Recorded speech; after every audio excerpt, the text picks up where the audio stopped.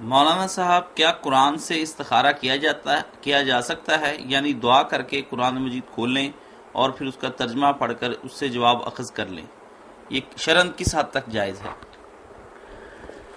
نہیں، شریعت میں اس قسم کے استخاروں کا کوئی ذکر نہیں۔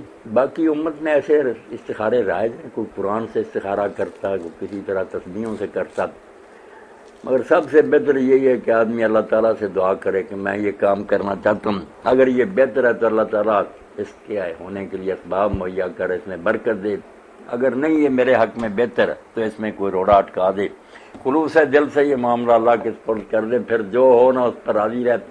یہ استخارہ نبی علیہ الصلوۃ والسلام نے سکھایا۔ یہ قرآن مجید کے استخارے دوسرے دین میں نہیں آئے۔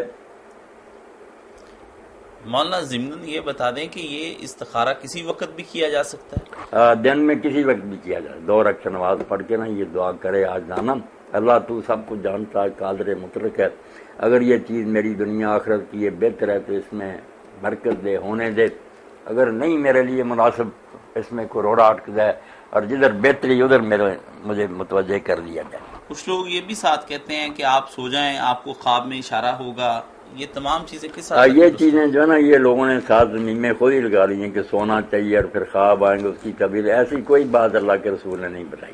بس دعا کرنی ہے خلوص سے اللہ سے، پھر معاملہ اللہ کے سپرد ہے، جو ہو اس کو بہتری ڈالے۔